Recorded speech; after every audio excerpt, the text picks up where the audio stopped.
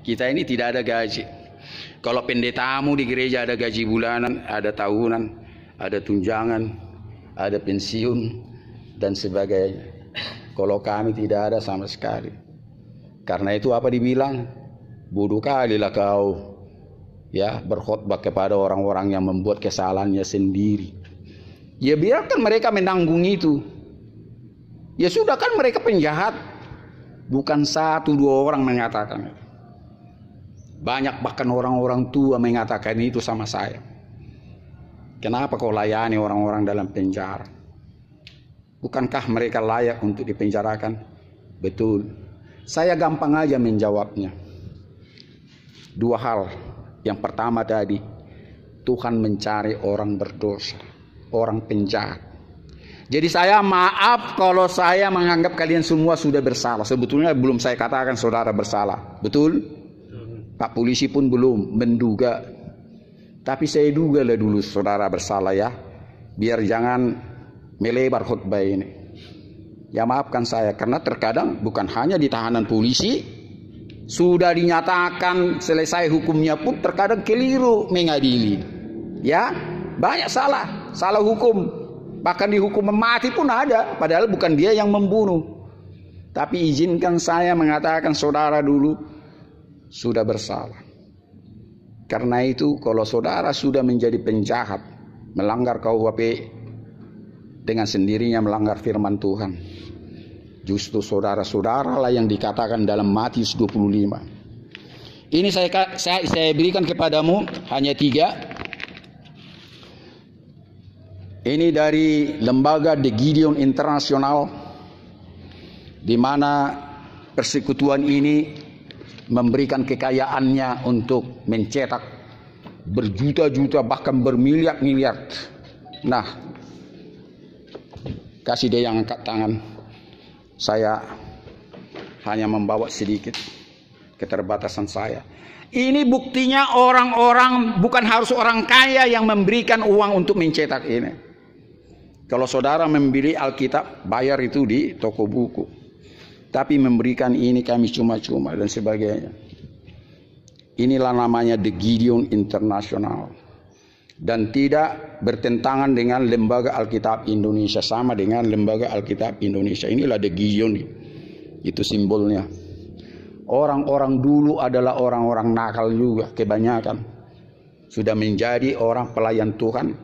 Setidak-tidaknya memberikan kekayaannya untuk mencetak ini, khususnya kepada tahanan-tahanan, orang-orang dalam bencana alam, orang-orang dalam peperangan, orang-orang yang dalam terdesak. Makanya dibentuk kecil, bukan pelit, praktis, dia bisa dikantongi. Jadi ada bertanya sama saya, kenapa tidak ada perjanjian lama? Karena kalau saudara membaca dengan sungguh-sungguh dari perjanjian lama, nanti saudara nggak nafsu, nggak gairah.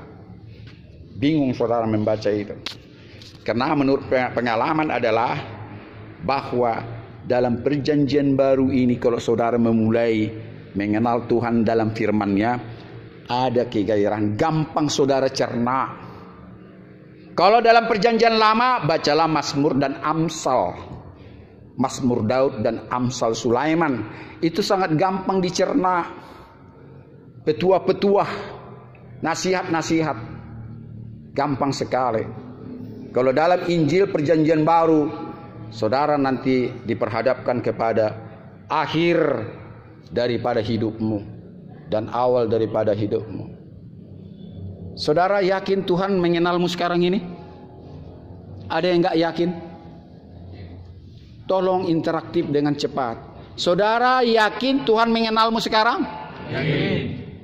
Dan saudara yakin nggak sudah mengenalmu sebelum bapak dan mamamu menikah? Yakin? Dari mana engkau yakin, kawan? Karena Tuhan mencipta segalanya. Kan mama dan bapakmu belum menikah. Kan Tuhan sudah mengatur semuanya terlebih dahulu. Ya, jawabannya mungkin berbeda-beda. Bahwa tidak ada yang baru di mata Tuhan. Ya. Jadi sekali lagi dengan waktu yang singkat, Saya mengatakan sebelum engkau lahir, Tuhan sudah mengenalmu. Bayangkan. Ya, jangan bingung dengan firman ini. Ya, gundulmu dan gundulku ini sebelum kita lahir kawan, sudah tahu dia. Bahkan engkau duduk di sini pun dia sudah tahu. Terus Pak Pendeta kenapa enggak dihalangi saya? Baca nanti di Mazmur 103, di sana dikatakan sejauh timur dari barat, aku jauhkan pelanggaran daripadamu. Baca nanti di Matius, aku memanggil engkau, engkau pura-pura tak mendengar. Aku memanggil engkau, kau dengar, tapi kau keraskan kepalamu. Aku mengumpulkan engkau seperti induk ayam mengumpulkan anak-anaknya, tapi engkau tidak mau. Terimalah hukumanmu. Baca nanti di awal-awal kitab Matius. Kalau saudara punya kerinduan, saudara akan baca. Saya sudah sebut di mana. Dari awal kitab Matius nanti saudara temukan itu. Tidak lama mencari itu. Dari timur seperti timur dari barat, dijauhkan Tuhan segala bentuk pelanggaran manusia itu. Jadi kenapa terjadi? Kenapa jadi terjadi? Engkau melakukan KUHP, melanggar. Ada yang bisa jawab? Karena kemauanmu dibuahi. Kemauanmu, gairahmu yang begitu besar dibuahilah bersama dengan bujuk rayu dari iblis. Tapi jangan pernah engkau mengkambing hitamkan dia. Jangan pernah menyalahkan dia seperti Hawa. Kenapa engkau makan buah yang kularang di tengah taman itu? Tuhan, ular yang dekat pada kehidupanku lah membujukku sehingga aku memakan buah itu. Pintar dia menjawabkan. Karena ular itulah merayuku mengatakan aku akan sama denganmu. Aku tahu kebenaran, aku tahu kebaikan, maka aku makan. Pintar dia menjawab. Ditanyalah si Adam, Adam, kenapa kau makan? Perempuan yang kau tempatkan di sisiku itulah merayuku sehingga aku makan. Itulah pintarnya manusia berdalih.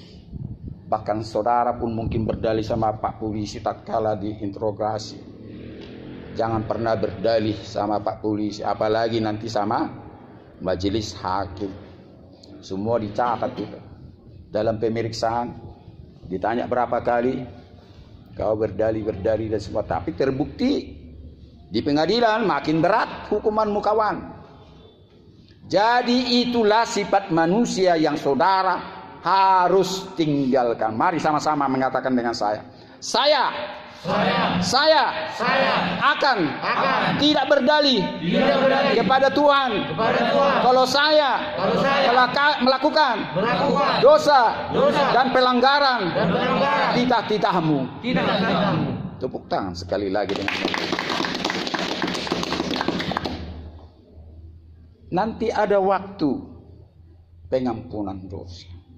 Saya sudah katakan bahwa pengampunan dosa itu berlangsung saat ini juga. Tidak usah nunggu matahari terbenam, engkau akan diampuni dosamu. Ada yang tidak mau diampuni dosanya? Semua mau kan? Syaratnya tahu tidak?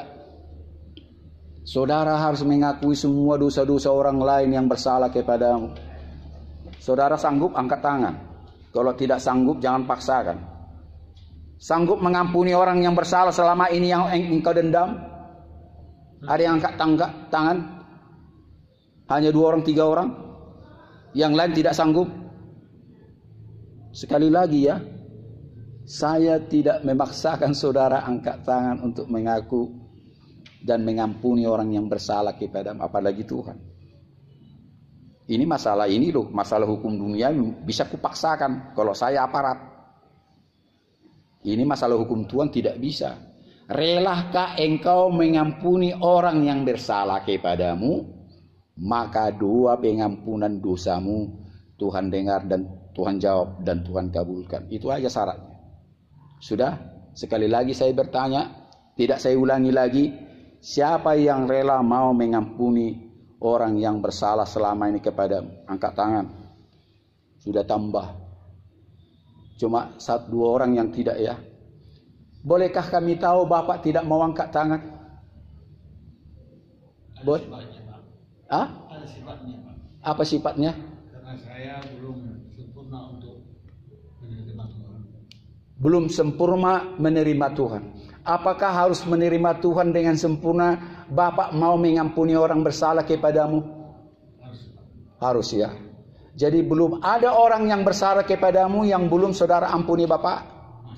Amin. Saya memberkati dari jauh kejujuranmu. Dan Tuhan senang kepadamu, diberkatilah engkau. Dan saya percaya Tuhan akan menjamahmu dan mencoba mengajari engkau tentang pengampunan akan dosa dan kesempurnaan mengenal akan Tuhan. Amin.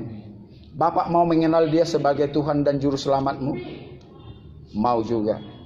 Saat ini belum Anda kenal? Sejak saya di tanah ini, saya dengan mulai melihat di situ ada. Mulai melihat. Apa buktinya Bapak? Ini sebagai khotbah juga buat kami. Bahkan disaksikan oleh Pak Polisi.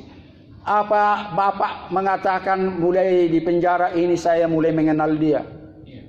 Sejak diberikan Tuhan lah penyakit ini. Karena saya selalu berjalan yang tidak benar. Bolehkah Bapak mengatakan maksudnya berjalan tidak benar? Banyaklah yang tidak diinginkan Tuhan selalu selanggar. Boleh kami tahu Pak? Tidak dipaksakan Bapak mengaku. Boleh kami tahu Pak? Sehingga kami mengerti, menjadi pelajaran buat kami semua. Banyak Pak. Yang banyak itu sedikit aja Pak. Karena saya selalu percaya kepada dukun semuanya Pak. Haleluya. Haleluya. Ternyata itu tidak ada kebenaran. Membuat kita terjadi tersesat. Iya. Jadi saudara sudah meninggalkan itu. Sudah. Berarti bukan itu pertanyaan saya. Ya. Pertanyaan saya tadi, kenapa Bapak tidak mau mengampuni orang yang bersalah kepadamu? Karena Bapak belum mengenal Tuhan itu secara sempurna. Maukah Bapak mau mengenal dia secara sempurna? Mau. Sekarang ini masih ragu-ragu? Tidak lagi. Baik, perhatikan khutbah saya sampai terakhir. Yang kedua Pak, Bapak ini alasan tidak mau mengampuni orang yang bersalah kepada dirimu. Ya? Kenapa belum mampu? Bolehkah kami tahu sebagai pelajaran bagi kami dan sangat berharga itu bagi kami semua. Kenapa Bapak merasa tidak mampu mengampuni orang yang bersalah kepadamu? Apa Pak?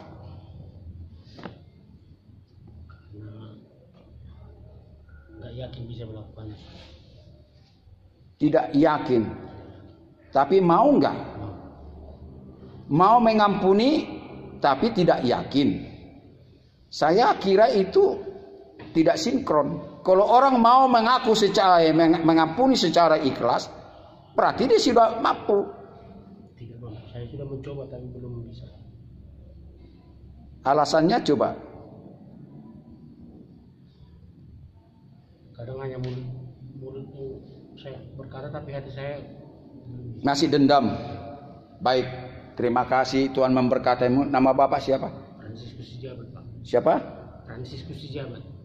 Fransiskus. Dari namamu saya kira Anda di Katolik. Bapak agama di gereja mana? Namanya? Indra Napitupulu Pak. Indra Napitupulu, opung saya. Jadi saya mau katakan saudara-saudara, cari nanti di sini. Tidak lama mencarinya itu. Pembalasan dan dendam adalah hakku, kata Tuhan. Kenapa Tuhan berani mengatakan itu kepada umat manusia? Apa kira-kira alasan kenapa Tuhan tidak memberikan hak kepada manusia dendam dan pembalasan? Ada yang bisa menjawab? Kenapa Tuhan mengatakan engkau tidak berhak dendam dan melakukan pembalasan kepada sesama manusia? Gampang. Tuhan yang bisa melakukan itu. Kurang tepat. Saya tidak katakan salah tapi tidak tepat. Gampang jawaban. Doa saya tadi mengatakan engkau adalah Tuhan pencipta langit dan bumi, El Sebaot. Kalau dia pencipta langit dan bumi dan pencipta dirimu sendiri, maka kepunyaannya lah langit dan bumi, termasuk pribadi.